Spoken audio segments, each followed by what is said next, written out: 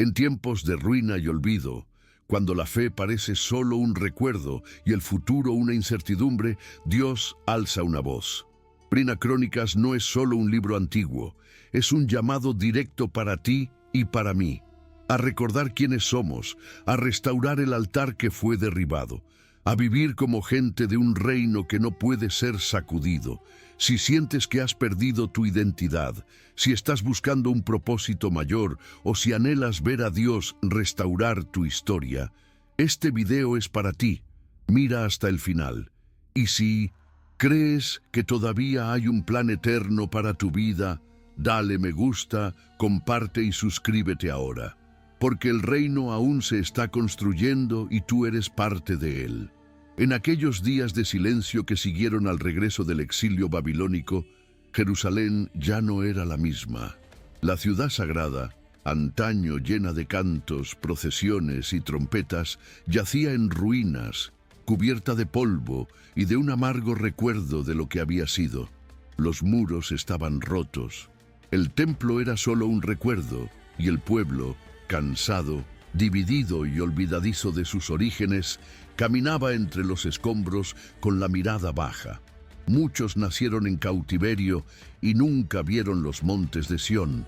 Otros, mayores, conservaban en la memoria los cantos del templo, ahora apagados por la desilusión. Fue un tiempo de reconstrucción, pero antes de levantar piedras, era necesario restaurar el alma. Fue en este contexto que un escriba, cuya identidad se ha perdido a lo largo de los siglos, asumió una audaz tarea: recordarle a Israel quiénes eran. A medida que avanzaban las columnas genealógicas, emergía una estructura debajo de la superficie del texto, una arquitectura espiritual invisible, cuidadosamente trazada por el cronista. No se trató solo de la reconstrucción de un linaje, fue la reconstitución de un propósito. Cada nombre, incluso los de hombres comunes y olvidados, se convirtió en un pilar de significado. Los descendientes de Judá, por ejemplo, eran más que herederos de un patriarca. Representaban la promesa del cetro eterno, aquel que nunca se apartaría de su casa. Al delinear los hijos de Leví y las ramas de los sacerdotes, el cronista no solo estaba recordando quiénes cuidaban el templo, estaba afirmando que la verdadera adoración todavía tenía un lugar en el futuro de la nación, y ni siquiera las tribus que habían desaparecido o se habían dispersado, como Dan y Neftalí, fueron olvidadas. Su inclusión en la narración fue en sí misma un acto de restauración, una declaración de que, a pesar de las pérdidas, Dios conocía a cada uno de sus hijos por su nombre. En la mente del cronista, el pasado no era una reliquia para contemplar, sino un cimiento que necesitaba ser reconstruido. Al escribir, desafió la apatía espiritual de aquellos días. Después de todo, un pueblo sin memoria es un pueblo sin dirección. Los exiliados habían regresado, sí, pero sus raíces estaban debilitadas. El culto había cesado, el sacerdocio se había vuelto escaso y la herencia tribal parecía diluida entre generaciones que desconocían los hechos de sus antepasados. Fue necesario coser los fragmentos juntos, como un tejedor que une los extremos de un manto deshilachado. Por eso los nombres preceden a las historias, porque sin identidad no hay misión, y sin misión no hay legado. Esta larga introducción genealógica no era un mero formalismo, era la introducción a una revolución silenciosa. El cronista parecía decir, sin decirlo, recuerda quién eres, pues tu linaje no terminó en el exilio. Dios aún te llama por tu nombre, y su pacto sigue vigente. No comenzó con discursos apasionados ni promesas de reconstrucción política. Todo empezó con nombres, una por una, línea por línea. El escriba registró generaciones enteras desde Adán hasta los días de su pueblo. El pergamino se llenó de hombres y tribus, hijos olvidados y patriarcas venerados. Para los ojos modernos sería solo una lista larga, pero para aquellas personas destrozadas, cada nombre era un ancla, un puente tendido entre la gloria perdida y la esperanza de restauración. No era solo genealogía, era identidad. Al mencionar a Judá, el escriba estaba recordando la promesa de la realeza. Al enumerar a los levitas, evocó el sonido lejano de cantos sagrados. Con cada línea de escritura, sacaba al pueblo del olvido y lo reposicionaba dentro de la gran trama divina. Un pueblo elegido, apartado y nunca abandonado por su Dios. Tras consolidar los fundamentos espirituales con las genealogías, el cronista cambia el foco hacia la figura de los reyes. Y en este punto la narración se vuelve incisiva.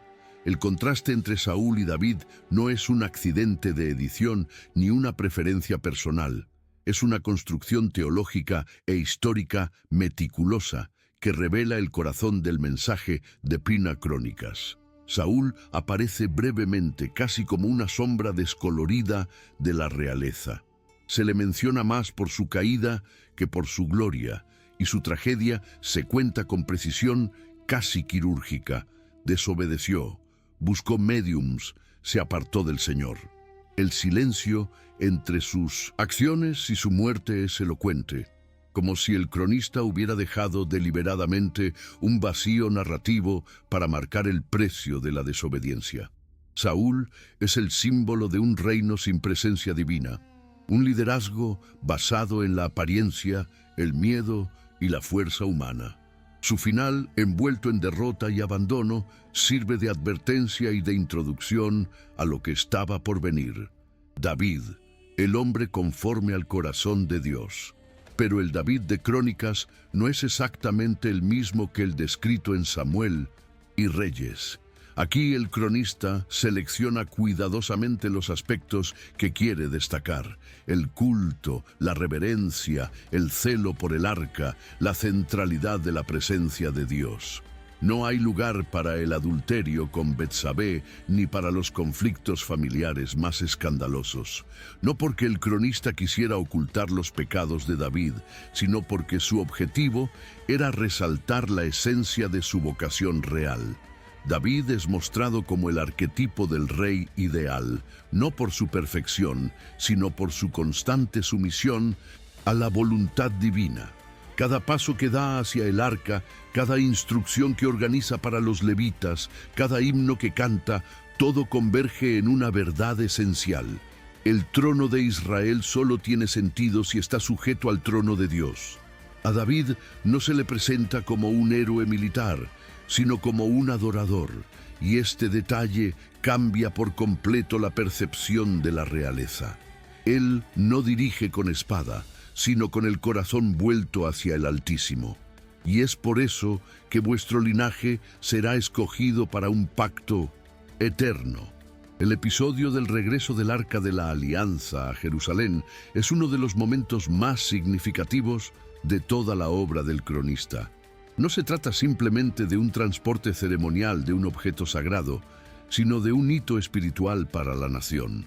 El arca, símbolo indiscutible de la presencia de Dios entre los hombres, había pasado años fuera del centro de la vida nacional, casi olvidada en Kiriat Jearim, como un relicario de un pasado lejano. David, sin embargo, entendió lo que muchos parecían haber pasado por alto. Sin Dios en el centro, no hay identidad, no hay dirección, no hay nación. Al decidir traer de vuelta el arca, no solo estaba planeando un acto simbólico, estaba iniciando un reordenamiento completo de las prioridades del pueblo. La marcha del arca no era militar, sino litúrgica. Fue un movimiento de retorno, no a una ciudad, sino a una vocación.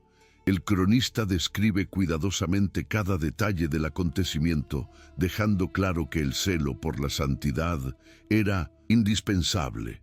El episodio de la muerte de Usa al tocar el arca se incluye no como una tragedia aislada, sino como un recordatorio de la seriedad de lo sagrado. La presencia de Dios no puede ser tratada con descuido, ni manipulada para conveniencias humanas. Por tanto, el segundo transporte se hace con extrema reverencia, con los levitas consagrados, los cantores organizados y el rey vestido con vestiduras de lino como los sacerdotes. David danza vigorosamente delante del arca, no fuera de control, sino en absoluta rendición. A él no le importa el juicio de su esposa Mical, ni las opiniones de la élite. Lo que importa es la restauración de la centralidad de Dios. Y cuando el arca finalmente entra por las puertas de Jerusalén, no es solo un objeto el que entra, es la gloria de Dios siendo colocada una vez más en el corazón de la nación. Este momento, narrado con entusiasmo y solemnidad, representa la reconsagración de Israel. Se restablece el culto, se organizan los turnos sacerdotales y la música sacra renace como un río represado que por fin encuentra su cauce. La celebración de ese día resuena como una señal. Dios había regresado a morar entre su pueblo y David selló su reinado no con victorias militares, sino con adoración. Con el arca en su lugar apropiado, David no cesó su búsqueda de la presencia divina. De hecho, la intensificó. El corazón del rey estaba lleno de un profundo deseo de dar a Dios más que gestos. En su corazón anhelaba construir una casa permanente para el Señor, un templo grandioso y permanente donde la gloria de Dios no solo lo visitara, sino que morara. Sin embargo, fue en este anhelo que el cronista introdujo una revelación que cambiaría el curso de la teología israelita para siempre. A través del profeta Natán, Dios respondió a David no con permiso, sino con promesa. Le dijo que no sería él quien edificaría la casa del Señor, sino que Dios mismo edificaría a David una casa no de piedra, sino de semilla. La promesa era clara. De su linaje surgiría un reino eterno, un trono inquebrantable, un descendiente cuyo reinado nunca terminaría. Este pacto, registrado solemnemente, se convirtió en la columna vertebral de la esperanza mesiánica de Israel. El impacto de esta promesa va más allá de las fronteras de la monarquía davídica. El cronista, al registrar este pacto, lo hace con plena conciencia de sus implicaciones. Escribe no solo para recordar un hecho pasado, sino para reavivar la fe del presente. El pueblo que leyó estas palabras vivía bajo el peso de regresar del exilio, sin rey, sin templo, sin gloria. Pero el pacto con David permaneció en pie. Aunque el trono parecía vacío, aunque las paredes todavía estaban agrietadas, el trono prometido todavía existía, y el descendiente prometido todavía vendría. El templo que David no construyó se convirtió en el símbolo de aquello que ningún hombre podía apresurar, pero que Dios, a su tiempo, realizaría. El pacto era irrevocable porque no dependía de la fuerza humana, sino de la fidelidad divina.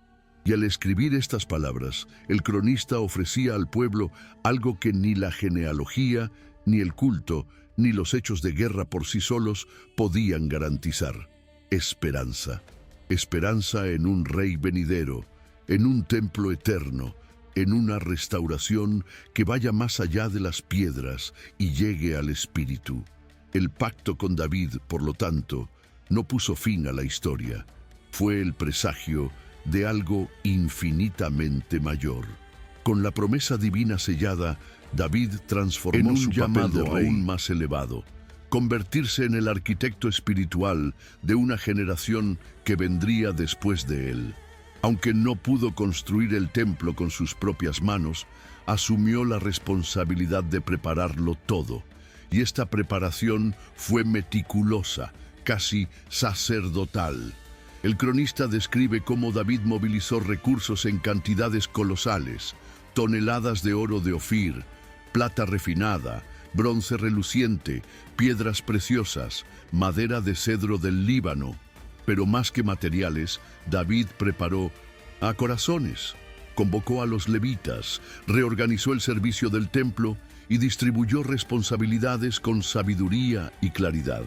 Creó turnos de culto continuo, nombró cantores, arpistas, porteros y escribas.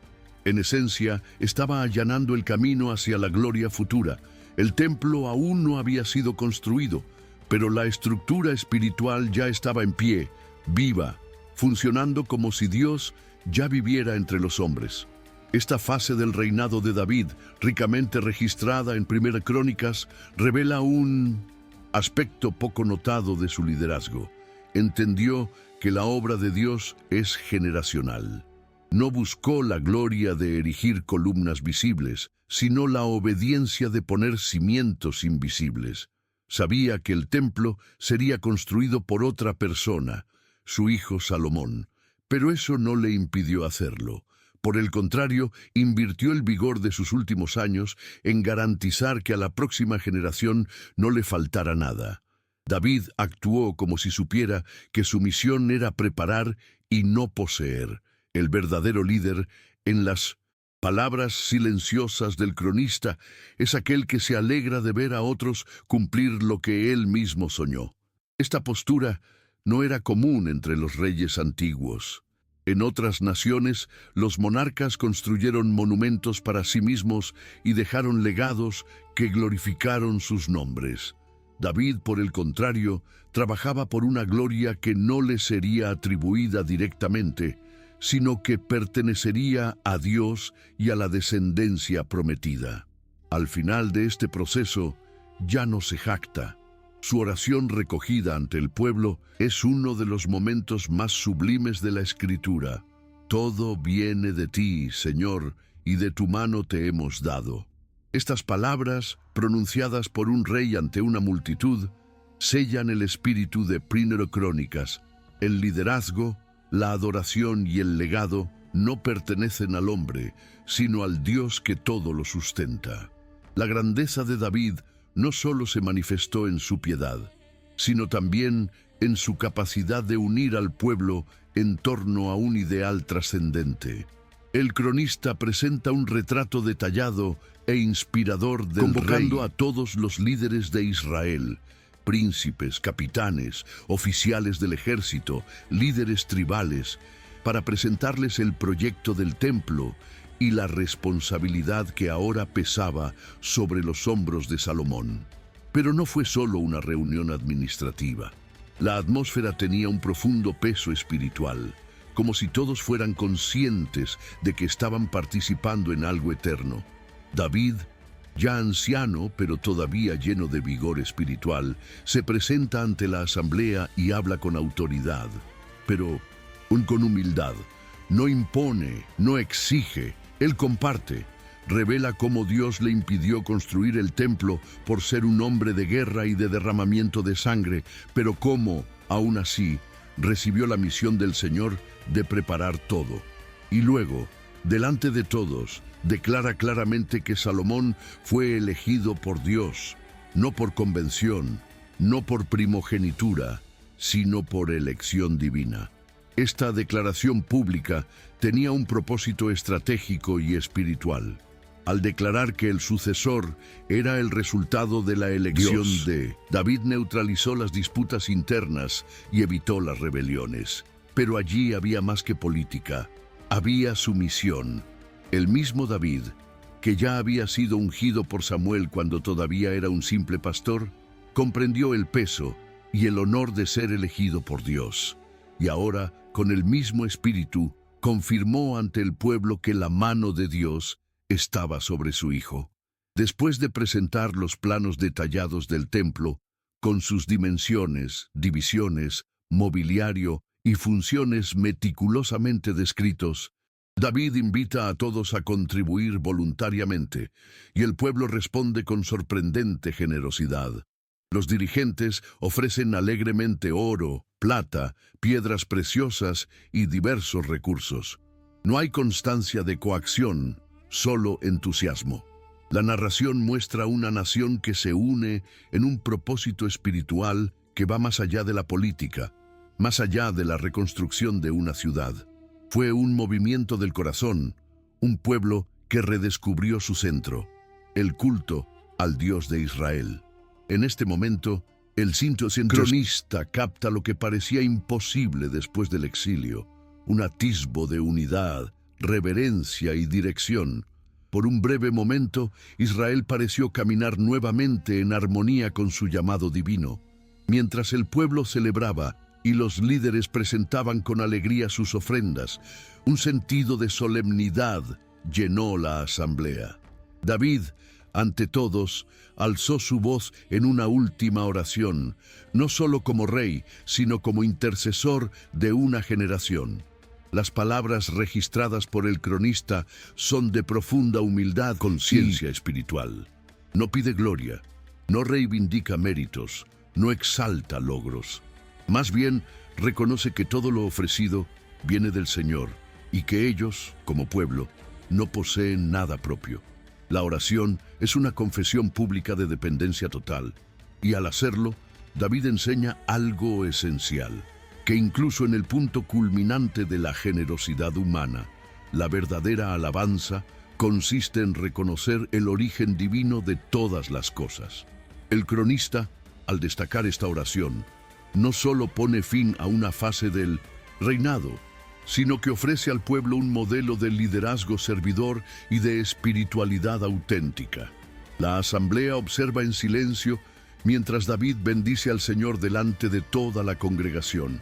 Es como si en ese momento el pueblo comprendiera que la verdadera gloria de Israel no estaba en los muros, los ejércitos o las riquezas, sino en la sumisión voluntaria a Dios. El mismo Salomón, todavía joven e inexperto, es colocado ante el pueblo y consagrado con oraciones y estímulos. David se dirige a él no como a un padre severo, sino como a un mentor espiritual. Le aconseja buscar al Señor con todo su corazón y alma, advirtiéndole que si lo abandona, será rechazado. Esta instrucción es directa, seria e imbuida de autoridad profética. Salomón no solo heredó un trono, heredó una responsabilidad ante el Dios que mora sobre los querubines. El momento estaba tan cargado de significado que el cronista parece narrarlo con creciente reverencia, como si cada palabra sellara un pacto no solo entre padre e hijo, sino entre el pasado y el futuro.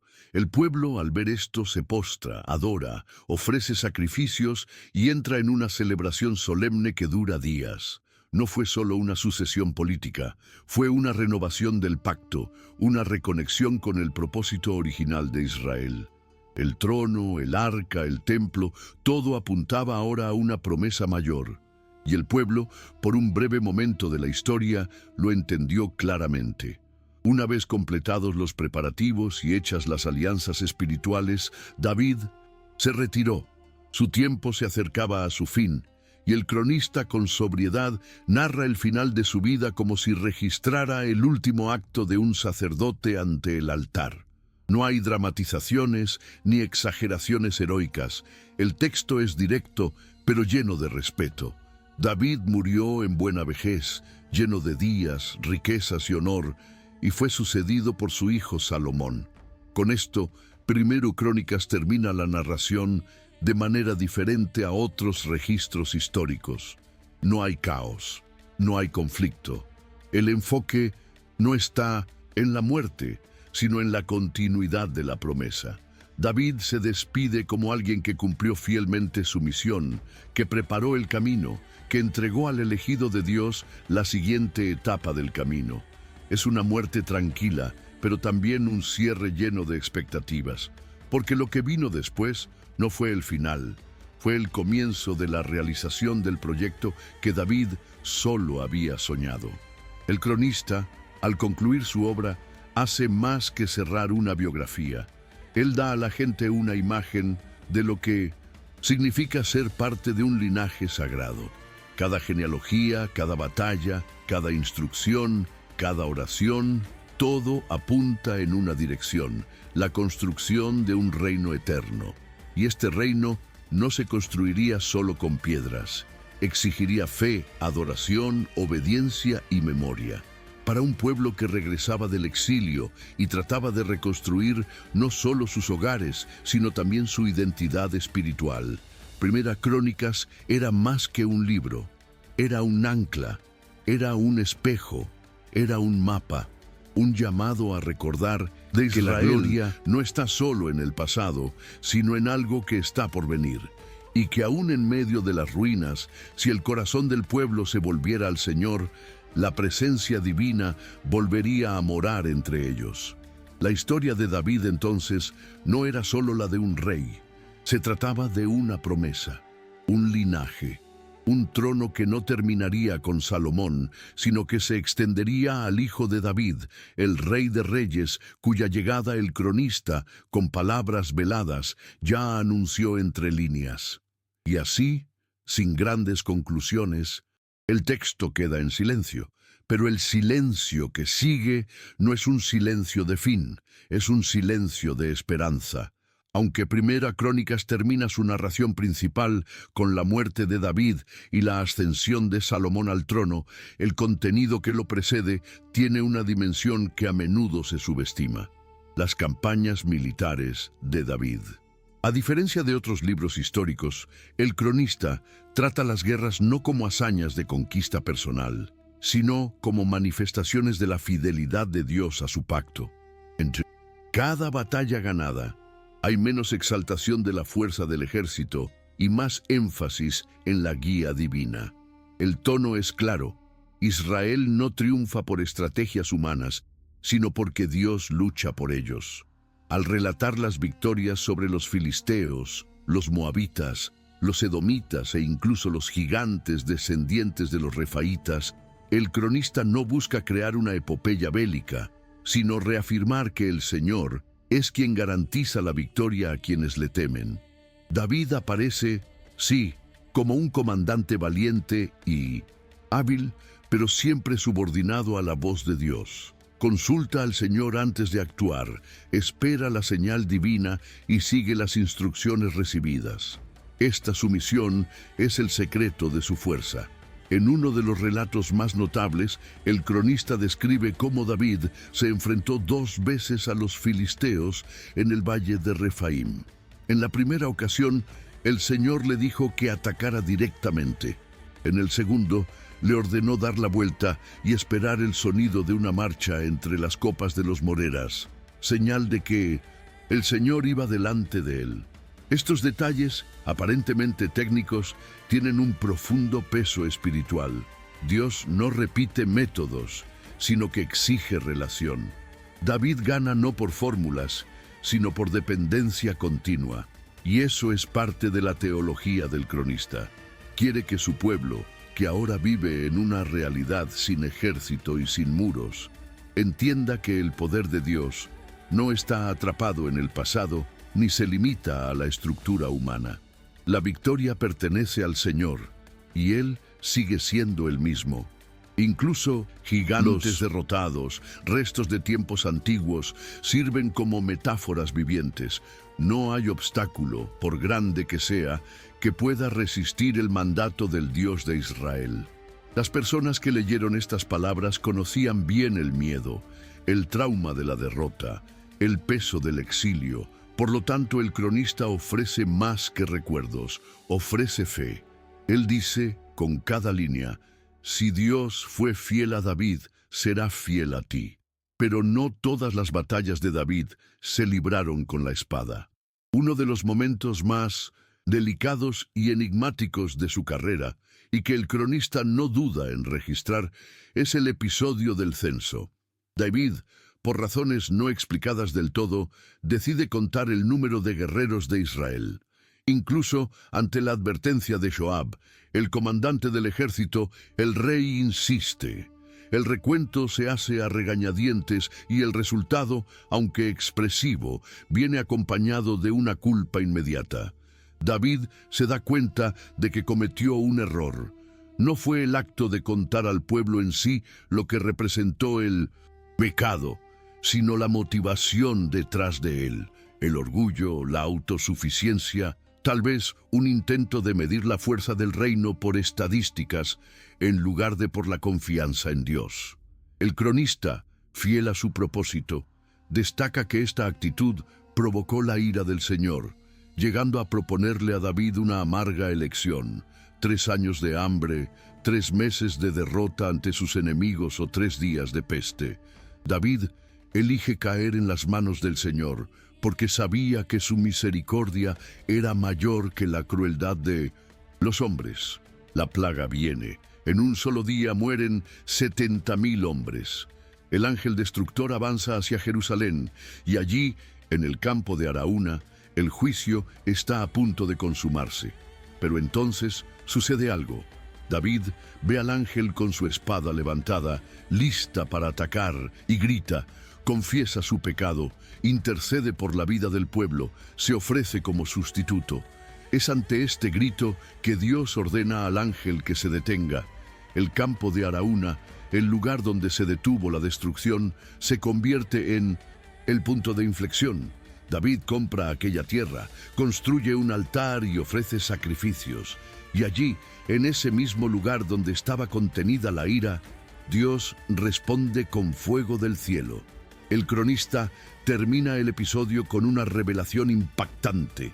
Ese campo sería en el futuro el lugar donde se construiría el templo.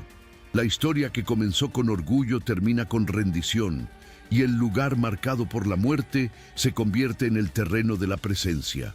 Una vez más, el cronista señala el carácter redentor de Dios. Incluso los errores de los líderes, cuando se reconocen y se reparan, pueden convertirse en la base de algo eterno.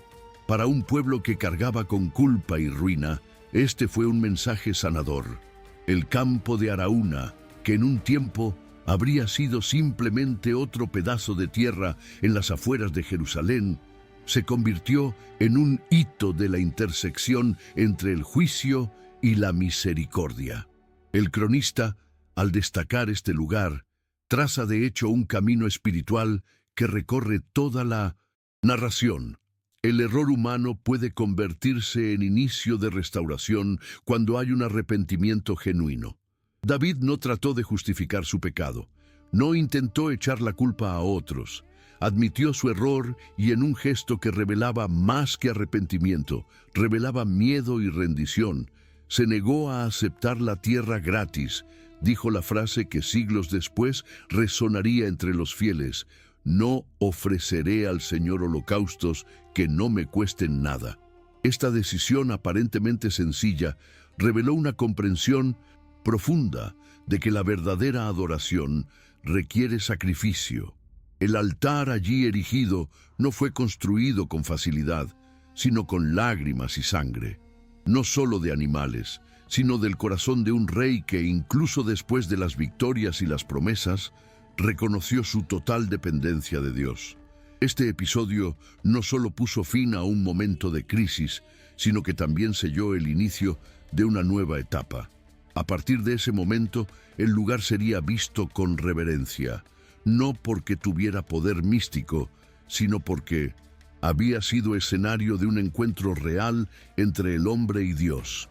El pueblo, al oír o leer esta historia, fue invitado a ver que no hay lugar tan marcado por el error que no pueda convertirse en un altar. Y esto no fue solo una lección para reyes, fue un mensaje para todos los que regresaron del exilio, cargando con sus propias cargas, sus propias caídas y culpas. El cronista, al registrar estos detalles, no se limitaba a narrar. Yo estaba guiando.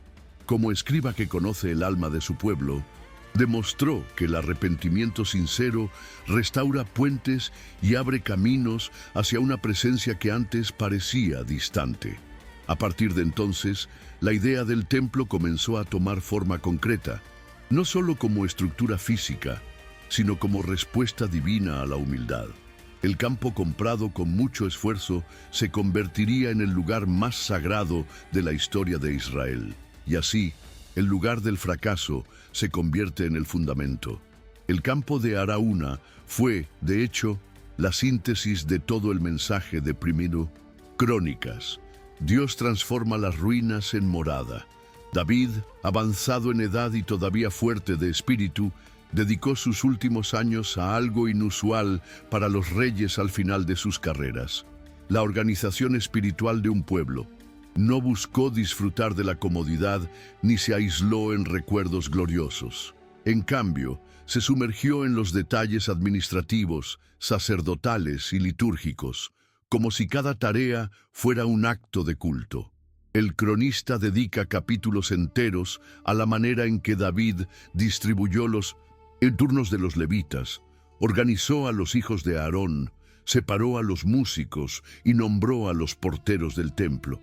Estas descripciones, para muchos lectores modernos, pueden parecer áridas o demasiado técnicas, pero para el público original, estas instrucciones tenían un peso sagrado, representaban el orden divino. David entendió que la adoración no podía realizarse de manera improvisada. Toda función en el templo debe realizarse con excelencia, reverencia y claridad. Nada era demasiado pequeño para ignorarlo. Incluso el número de hijos, la división en familias, los oficios y los instrumentos musicales fueron registrados con precisión. Fue como si David, aún sin ver el templo construido, ya oyera su sonido. Este celo no era fruto de la obsesión, sino de la conciencia. El templo que vendría no sería solo un edificio, sería el centro espiritual de toda una nación. Allí se ofrecería sacrificio, se cantarían alabanzas, se enseñaría la ley. Era el lugar donde el cielo y la tierra se tocarían, donde lo invisible se haría tangible. Por lo tanto, David trató cada preparación como parte de lo que sería eterno. A la hora de nombrar músicos, por ejemplo, no escogía a los más populares, sino a los más renombrados. Hombres que jugaban no para impresionar, sino para guiar a la gente a la presencia de Dios. Las canciones no eran para entretenimiento, sino para intercesión, y los cambios eran continuos, señalando que la adoración al Dios de Israel no cesaba con el tiempo ni las circunstancias. Para las personas que leyeron estas palabras siglos después, en medio de la reconstrucción de Jerusalén, esto fue más que nostalgia, fue una dirección. El cronista mostró que, incluso antes de que existiera el templo, David ya había construido una estructura espiritual, y esa fidelidad comienza cuando te preparas, incluso sin verlo. David nunca puso un pie en el templo, pero su alma ya vivía allí, y esto, para Israel, fue un llamado: construir con fe, aun cuando las piedras no estuvieran todavía en pie. El cronista no solo describió la estructura organizativa del culto, sino que también se encargó de registrar los nombres y linajes de quienes servirían en el templo. Para los ojos modernos, esta insistencia en registrar genealogías y divisiones tribales puede parecer innecesaria.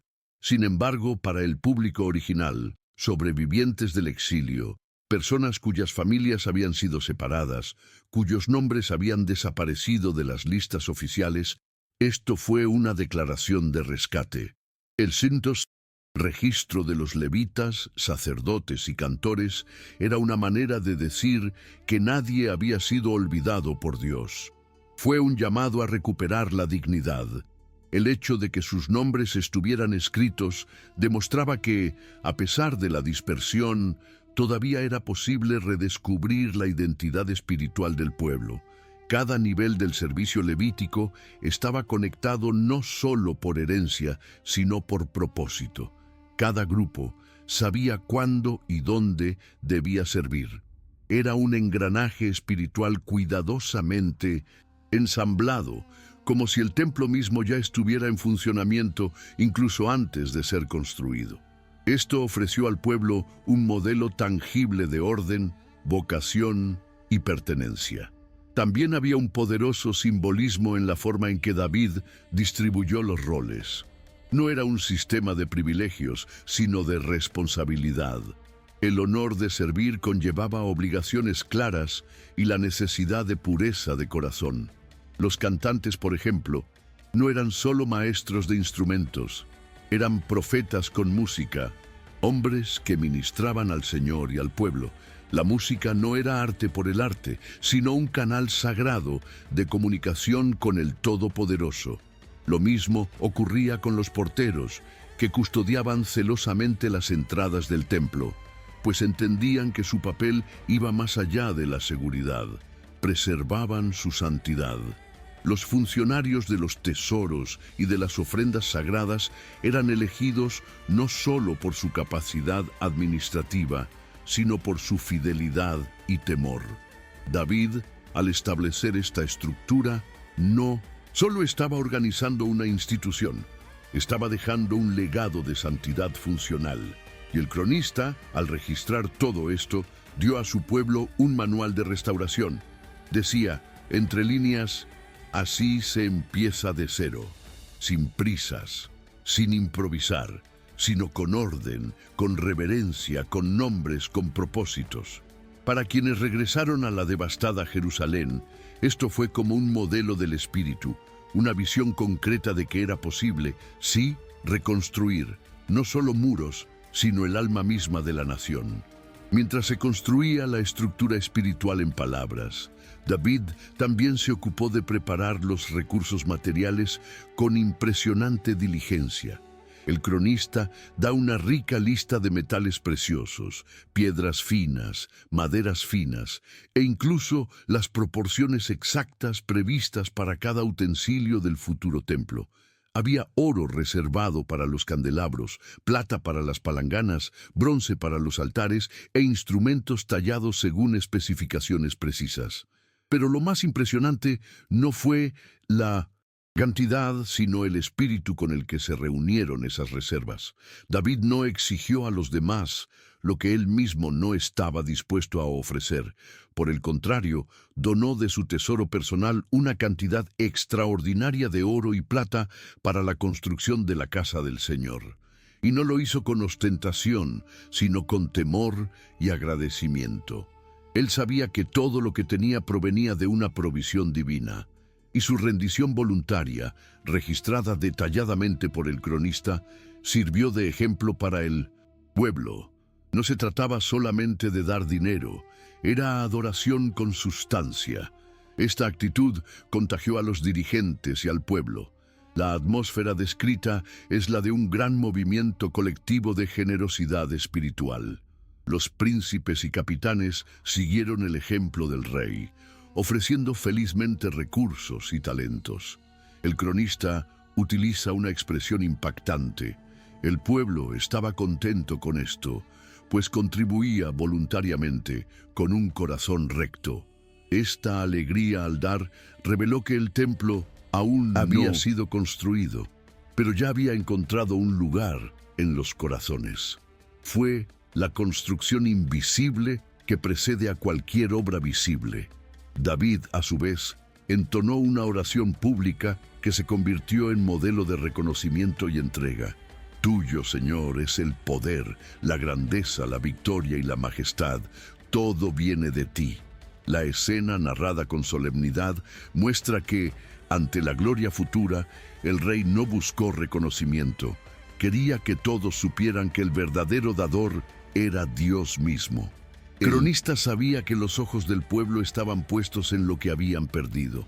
Por eso, al destacar la disposición generosa de David y de los dirigentes, ofreció una nueva dirección. La reconstrucción no vendría a través del lamento, sino a través de la fe traducida en entrega. El templo comenzó allí, no en los cimientos de piedra, sino en el suelo fértil de la devoción sincera. David, al final de su vida, se convirtió en algo más que un rey. A los ojos del cronista, era una figura sacerdotal, profética y ejemplar. La narración ya no lo muestra en el campo de batalla, ni componiendo salmos en medio de la persecución, sino en su trono, rodeado del pueblo, del liderazgo y de la presencia de Dios. La imagen final que se construye es la de un hombre que comprendió el papel que le había sido confiado y lo cumplió con temor y dignidad. Sus últimos discursos no fueron sobre conquistas militares, sino sobre el carácter de Dios y la fidelidad al pacto. Reunió al pueblo, a los príncipes, a los jefes tribales y a los levitas, no para anunciar victorias, sino para pasar el testigo con claridad y honor. En presencia de todos, llamó a su hijo Salomón y le encargó no solo construir el templo, sino también guardar la ley y temer al Señor. El legado que dejó no fue solo riqueza, sino también instrucción y guía espiritual. Este momento está narrado con impresionante solemnidad. El cronista describe cómo David le dio a Salomón los planos del templo, que él mismo había recibido del Espíritu. Esto no era mera arquitectura, era inspiración divina. Cada habitación, cada utensilio, cada división estaba detallada como si el cielo mismo hubiera dictado el plan. Al confiarle esto a su hijo, David no solo le delegaba una tarea, sino también le transmitía una misión, y ante la congregación alzó la voz para animar a la nueva generación. «Sé fuerte y valiente», le dijo a su hijo, en un claro eco de las palabras que Josué había escuchado de Moisés siglos antes. Ese momento fue más que una sucesión real, fue la continuación de un propósito eterno. David no era solo un padre, era el vínculo entre las promesas hechas a Abraham, el liderazgo de Moisés y el glorioso futuro de Israel. El cronista, atento a cada símbolo, construye esta imagen con profundidad, como si supiera que su generación, sobrevivientes del cautiverio, necesitaba ver algo más que un final digno. Necesitaba ver que Dios, aun cuando cambia de líderes, no cambia los planes.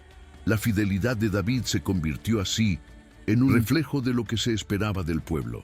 Perseverancia, obediencia y valentía para servir con alegría, incluso sin ver la promesa plenamente cumplida. Al registrar los últimos actos de David, el cronista no utiliza sentimentalismos ni largas despedidas. Prefiere la claridad, la firmeza, la sencillez que lleva el peso eterno. David muere rodeado de honor y reverencia, no por sus hazañas militares ni por ser el rey más poderoso de Israel, sino porque vivió con el corazón vuelto hacia Dios. El texto afirma que murió en buena vejez, lleno de días, riquezas y gloria, pero inmediatamente señala que Salomón, su hijo, reinó en su lugar. La transición es directa, casi abrupta, como la vida misma. No hay tiempo para duelos prolongados. Hay un trabajo que debe continuarse, y esta elección estilística del cronista es intencionada. Quiere mostrar que la historia de Dios con su pueblo no depende de un solo hombre. Aunque David fue fundamental, no fue el final.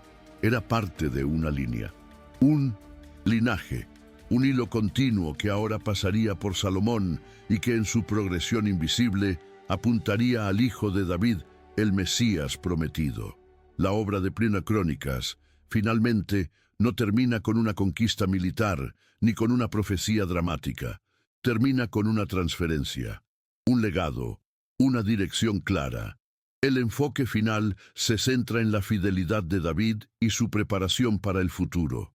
El templo aún no había sido construido cuando termina el libro, pero, a los ojos del cronista, ya existía, porque todo lo esencial ya estaba previsto. Los planes, los recursos, los turnos sacerdotales, las alabanzas, la consagración. Lo único que faltaba era lo visible, lo invisible, lo más importante, estaba de pie. Eso era lo que la gente necesitaba saber. Para aquellos que regresaron del exilio y solo vieron ruinas, el libro era un mapa, un recordatorio de que el plan de Dios nunca estuvo en suspenso, que aun cuando todo parecía perdido, el Señor estaba cosiendo continuidad.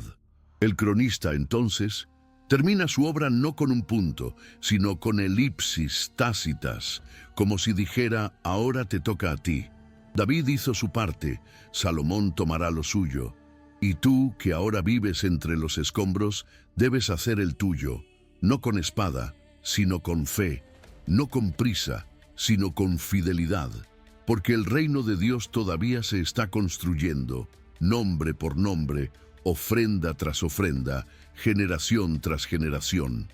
Hay un aspecto sutil pero profundo que el cronista se esfuerza en preservar a lo largo de todo el relato: la conciencia colectiva. A diferencia de otras narrativas que destacan a individuos y sus trayectorias aisladas, Purina Crónicas es, ante todo, una invitación a la memoria comunitaria. Al compilar genealogías, informar sobre las divisiones de cargos y registrar los actos de David en nombre del templo, el cronista señala constantemente al pueblo como un cuerpo unido. No es una historia de héroes, sino de pertenencia. Los nombres, por más simples que sean, ganan espacio porque pertenecen a algo más grande, a la historia de la alianza entre Dios y su pueblo. Incluso se recuerda a aquellos que participaron en batallas poco conocidas, a aquellos que custodiaban puertas o afinaban instrumentos.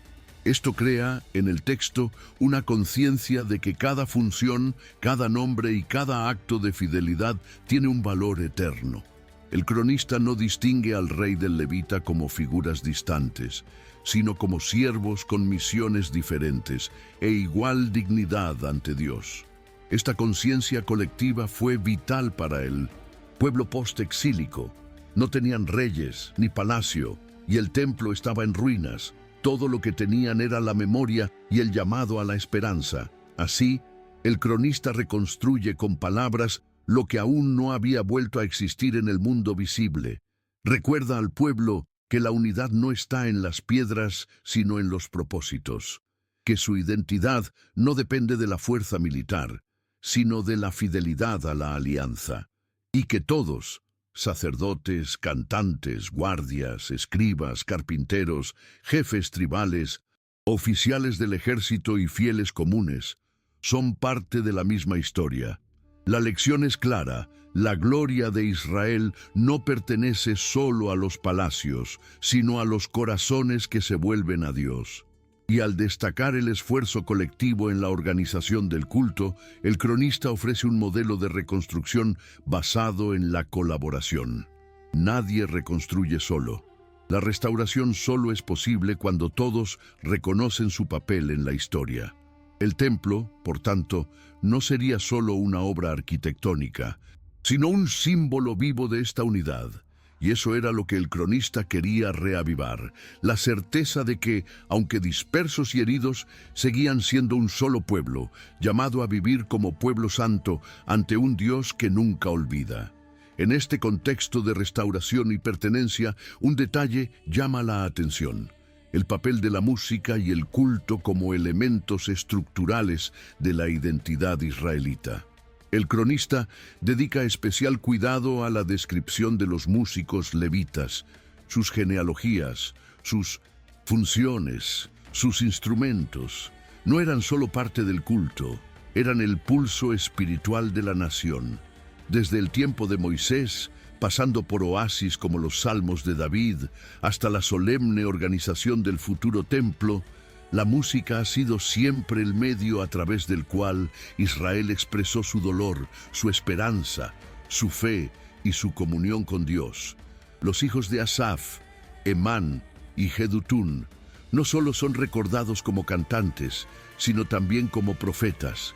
Sus canciones no eran entretenimiento, eran un mensaje. Tenían la función de enseñar, consolar y exhortar.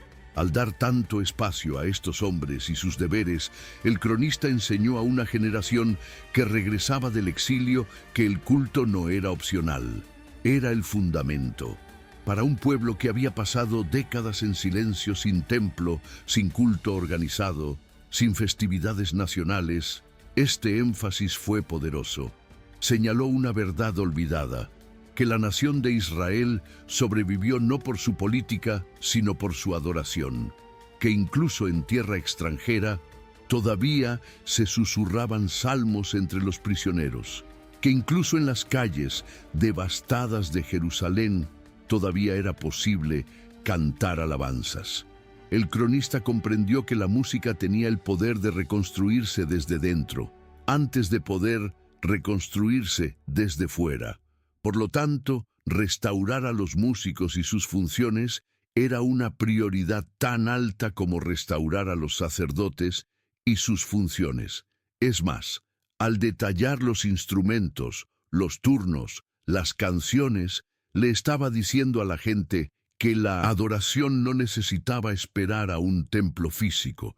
Podía empezar ahora, donde quiera que estuvieran, con lo que tuvieran, porque la verdadera adoración siempre viene del corazón, no de la estructura. Así, Primera Crónicas se convierte también en una llamada a comenzar de nuevo con la alabanza. No por poder, no por la fuerza, pero por el sonido que viene de lo quebrantado y sube a los cielos. Para cada lector de esa generación y para los que vendrían después, este fue un recordatorio eterno. Habita en las alabanzas de su pueblo y que donde hay adoración, hay reconstrucción. Otro aspecto a menudo descuidado, pero muy valorado por el cronista, es la centralidad de la alianza. En medio de listas de nombres y roles, guerras ganadas y ofrendas hechas, hay un hilo invisible que une toda la narrativa, la certeza de que Dios es fiel a su palabra. Cuando el cronista insiste en repetir las promesas hechas a David, no lo hace por mera reverencia hacia el rey, sino para anclar al pueblo en un compromiso mucho más antiguo, el compromiso de Dios con Israel. La alianza no dependía de la estabilidad política, ni de la fuerza del ejército, ni siquiera de la presencia continua del templo. Ella fue sostenida por la fidelidad de Dios. Por lo tanto, cuando el cronista reafirma que un trono eterno vendría de David, no está hablando solo de Salomón o de cualquier otro rey histórico. Señala la esperanza mesiánica. Él le dice al pueblo exiliado y humillado: la promesa aún sigue en pie. Este recordatorio fue vital para una generación que había visto todo desmoronarse. El templo había sido destruido, la línea real parecía extinta, las fiestas habían cesado. Pero el cronista escribe como si tuviera una antorcha en la oscuridad. Él no se deja llevar por el desánimo. Al contrario, construye con sus palabras un puente entre el pasado glorioso y el futuro prometido. Y este puente tiene un nombre: alianza. Al mostrar que Dios no revocó su promesa a David, incluso después de los pecados del pueblo, el cronista no solo ofrece consuelo, también ofrece una base para comenzar de nuevo. Él muestra que la fidelidad de Dios no depende de la perfección humana, sino del compromiso divino con su propia palabra. Esto no es solo teología abstracta, es combustible para la reconstrucción. Si Dios todavía se acuerda de David, también se acordará de sus hijos. Si la alianza sigue siendo válida, el pueblo todavía tiene un papel que desempeñar. Y así, Primera Crónicas se convierte en algo más que un libro de registros. Se convierte en un tratado de esperanza, un recordatorio de que incluso sin un rey en el trono, todavía hay un rey en el cielo, y el trono eterno no ha sido olvidado, simplemente está en suspenso. La gente necesitaba escuchar esto. Necesitaba saber que Dios no había terminado con la historia. Acabo de pasar la página, preparando el siguiente capítulo. Esta visión de la continuidad de la alianza configura toda la lógica del cronista al presentar los acontecimientos. Él no ignora los pecados, sino que los enmarca dentro de una narrativa de redención. El episodio del censo, por ejemplo, podría haber sido simplemente el relato de un castigo severo. Sin embargo, el cronista lo transforma en un hito de gracia. Es precisamente en el lugar donde se manifiesta el juicio, donde Dios erige el futuro templo. Esto no es un accidente literario. Es una teología viva y pulsante que declara que el lugar de la caída puede convertirse en el fundamento de la presencia. El cronista repite este patrón a lo largo del libro. Donde hubo dispersión, registra una reunión. Donde hubo olvido, él reconstruye genealogías. Donde había silencio, él restaura la alabanza. Y donde hubo fracaso, él presenta una nueva oportunidad. Esta lógica de restauración no es condescendencia, es propósito. El cronista quiere enseñar que Dios es justo, sí, pero que su justicia camina siempre junto a su misericordia, que Él disciplina, pero también reconstruye, que Él corrige, pero no rechaza. Esta perspectiva fundamental para un pueblo que, al regresar del exilio, tuvo que lidiar con la vergüenza colectiva de haber roto el pacto en el pasado. Muchos podrían pensar que la historia de Israel ha terminado, pero el cronista dice lo contrario. Simplemente entró en un ciclo de purificación. El templo será reconstruido, el culto será restaurado, la identidad será reafirmada. Pero todo esto comenzará con la conciencia del pacto y la voluntad de comenzar de nuevo con temor y reverencia. El cronista, en tanto, no escribe solo como historiador. Él escribe como profeta, alguien que interpreta el pasado a la luz del futuro, alguien que ve el propósito oculto en los detalles. Y al cerrar cada sección con referencias a la promesa divina, no solo está honrando a David, está reafirmando que el Mesías vendrá. Esa historia todavía está en movimiento y que ese pueblo, incluso herido, incluso disperso, sigue siendo el pueblo de la promesa. Este fue el mensaje que el cronista quiso grabar en la memoria de su generación. Siguen siendo parte de esto. Aún hay una alianza, aún hay un rey que vendrá, y es hora de preparar el camino. El cronista, al componer primero Crónicas, sabía que no estaba escribiendo para lectores neutrales. Escribió a un pueblo profundamente herido, traumatizado por derrotas sucesivas y tentado a creer que Dios había renunciado a su alianza. La obra, por tanto, tenía que ser más que una compilación histórica. Tenía que ser una reconstrucción simbólica del espíritu nacional. Y una de las estrategias más sutiles y efectivas para esto era la forma en que el cronista trabajaba con el tiempo. Al organizar los acontecimientos no necesariamente en orden cronológico exacto, sino más bien en orden teológico, reestructuró la percepción del lector. La historia no fue impulsada por reyes o ejércitos, sino por decisiones espirituales. El pecado de Saúl, por ejemplo, aparece más como una lección que como una biografía.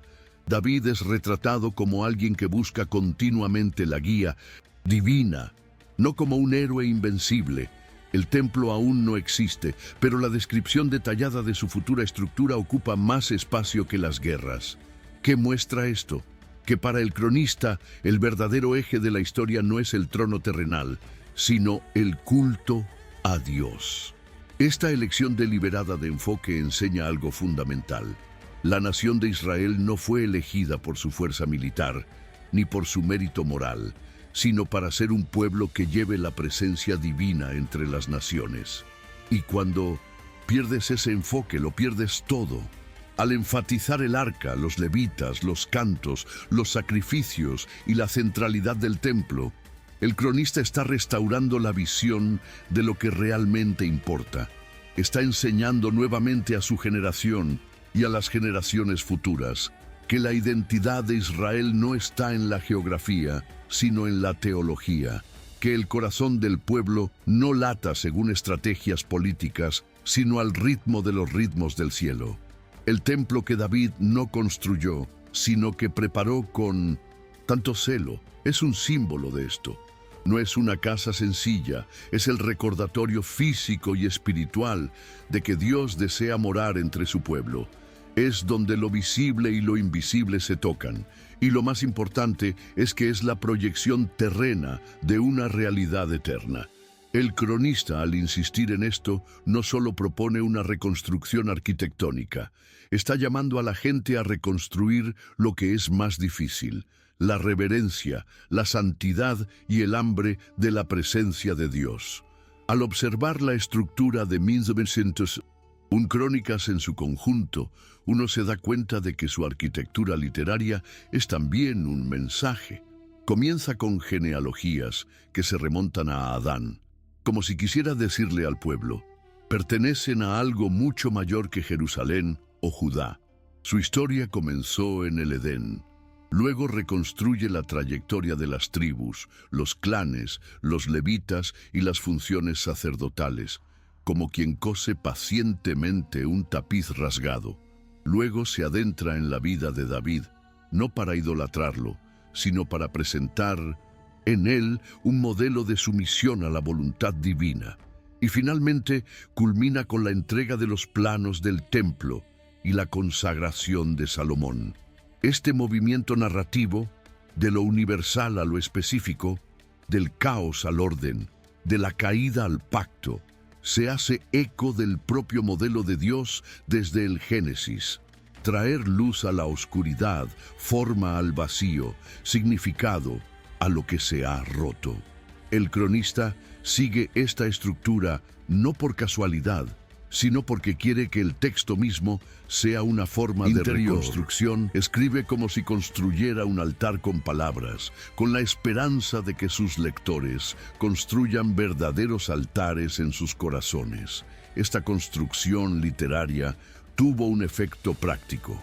Para un pueblo en reconstrucción, lidiando con la escasez, la inseguridad y las amenazas externas, la tentación de priorizar la defensa, la producción, el comercio y la supervivencia era grande. Pero el cronista los llama a poner el templo y, por extensión, el culto en primer lugar. Él entiende que la verdadera restauración no comienza desde fuera, sino desde dentro. Que no es el muro el que protege al pueblo, sino el favor de Dios. Que no es el número de guerreros lo que define la fuerza de la nación, sino la obediencia del corazón. Al organizar las prioridades de esta manera, el columnista educa, pastorea y confronta. No se trata solo de recordar lo que fue, sino de rediseñar lo que puede ser.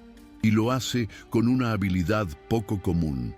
Sin sentimentalismo, sin utopía, pero con firmeza y esperanza. El mensaje es claro. Si Dios siempre ha permanecido fiel, incluso cuando el pueblo no lo ha sido, entonces todavía hay tiempo. Todavía hay un templo por construir, un culto por restaurar y un reino eterno que nos espera. El pasado es memoria, sí, pero también es semilla. Un detalle final pero decisivo que recorre silenciosamente toda la obra de Primera Crónicas es la ausencia de cualquier referencia directa al cautiverio babilónico. El cronista no ignora el exilio, pero prefiere no nombrarlo. Esta elección literaria es estratégica y profundamente teológica. En lugar de centrar la mirada de la gente en la derrota y la vergüenza del pasado reciente, propone una nueva lente, la lente de la vocación original. La atención se redirecciona del trauma a la promesa. La omisión del exilio es, de hecho, una manera de desactivar el poder paralizante de la culpa colectiva.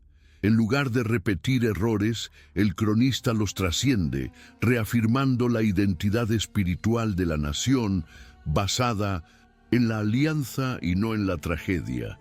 Esto no significa que el sufrimiento se minimice, sino que se supere, y la manera de hacerlo es recordar que Israel es más que un pueblo castigado, es un pueblo llamado, elegido no por la fuerza, sino por misericordia. Separados, no por la gloria del día presente, sino por la promesa de un reino venidero. Esta decisión narrativa tiene profundas implicaciones. Al no mencionar el exilio, el cronista evita que éste se convierta en el punto final de la historia. Al centrarse en las estructuras del culto, los roles de los sacerdotes, los planes para el templo y el pacto con David, ofrece al pueblo una nueva narrativa fundacional. En lugar de reconstruir la memoria reciente de la destrucción, reconstruye la memoria eterna de la promesa. Y eso es, esencialmente, una forma de curación. En tiempos de ruina hay dos opciones: llorar o levantarse. El cronista decide ponerse de pie. Él extiende ante el pueblo no un lamento continuo, sino un plan de acción espiritual. No es un monumento a la culpa, sino un llamado a la sagrada responsabilidad. La historia que presenta es la de un pacto que continúa, de un Dios que todavía está dispuesto y de un pueblo que debe decidir si regresa o no a su llamado.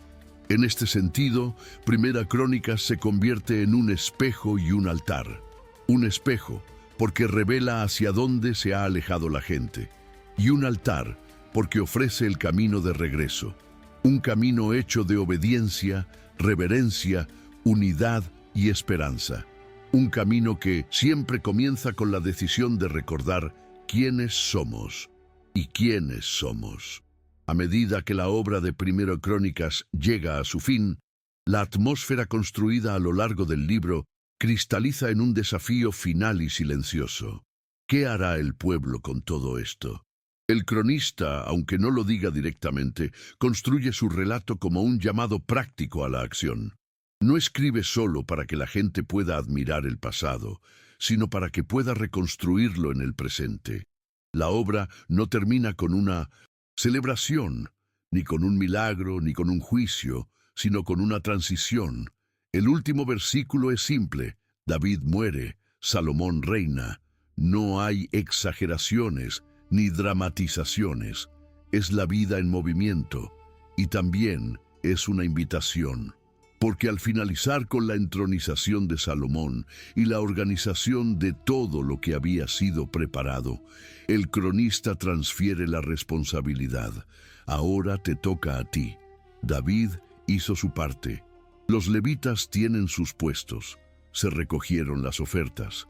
Los planos están. Queda por construir el templo. Solo queda vivir la alianza. Lo único que queda es mantener viva la esperanza. Este silencio final es elocuente.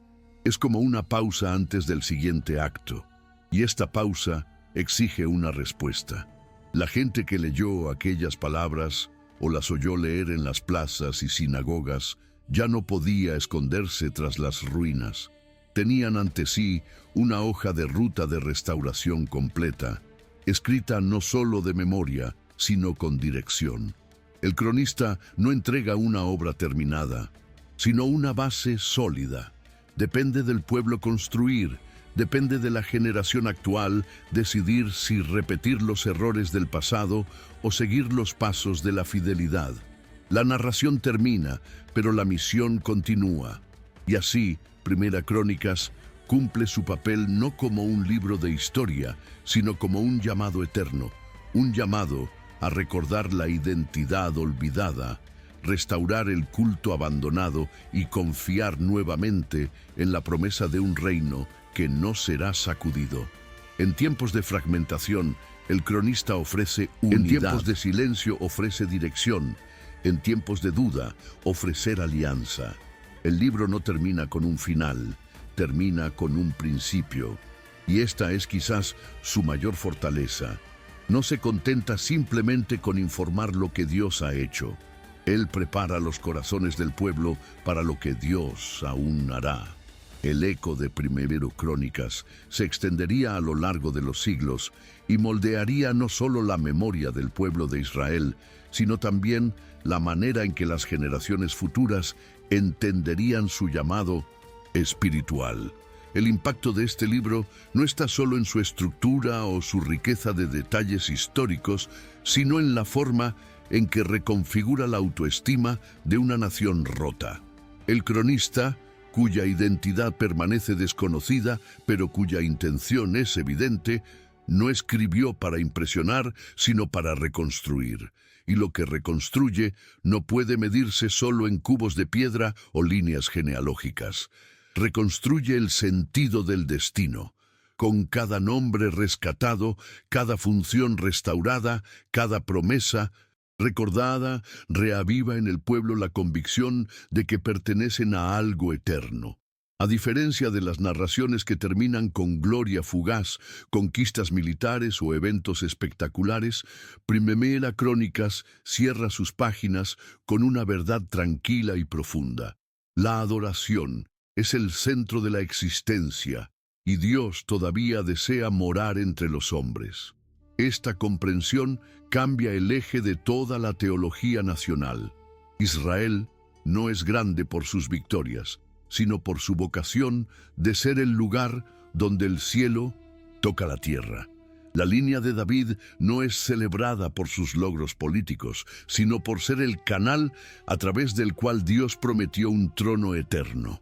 El templo no es la meta final, sino el punto de encuentro entre lo eterno y lo temporal.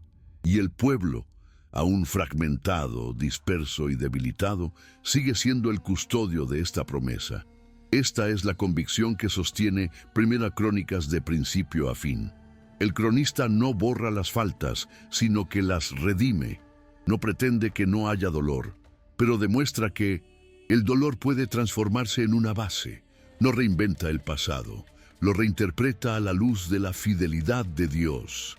Y así deja a su pueblo, y también a nosotros, lectores de todos los tiempos, con una pregunta implícita pero inevitable. ¿Qué harás con esta herencia? ¿Ignorarla o restaurarlo con temor, reverencia y fe? La historia está ante nosotros, las promesas siguen activas, el Dios de David todavía gobierna, y el reino que él prometió todavía espera siervos dispuestos a recordar, construir y adorar. Y así termina la historia, no con la muerte de un hombre, sino con el llamado vivo de todo un pueblo. La última línea de Primera Crónicas no es una despedida, es una transición silenciosa de responsabilidad, de la pluma del cronista al corazón del pueblo, de palabras sagradas a manos dispuestas a actuar, del recuerdo glorioso a la obediencia presente. El libro se cierra, pero la misión se abre ante los ojos de cada lector. La reconstrucción ya no es una sugerencia, es un mandato. El legado de David queda registrado. Se organizaron las funciones de los levitas, la genealogía fue rescatada, se delineó la visión del templo. Todo fue preparado con precisión y ahora le toca al pueblo decidir: ¿seguirá viviendo entre los escombros del exilio o se levantará para reconstruir el lugar de la presencia? Esta era la pregunta que flotaba en el aire al final de la lectura pública de este texto en las plazas de Jerusalén, en los callejones de los pueblos restaurados, en las sinagogas, improvisadas entre los que regresaban. Fue la pregunta que el cronista plantó como una semilla en cada alma. Somos todavía pueblo de la promesa.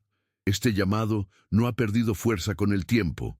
Permanece activo en cada generación que busca sentido, identidad y dirección en medio del caos. Porque lo que Primera Crónicas enseña con vigor y sabiduría es que no hay verdadera reconstrucción sin memoria, y no hay pacto restaurado sin adoración. El camino de regreso no comienza con fuerza política ni con números impresionantes.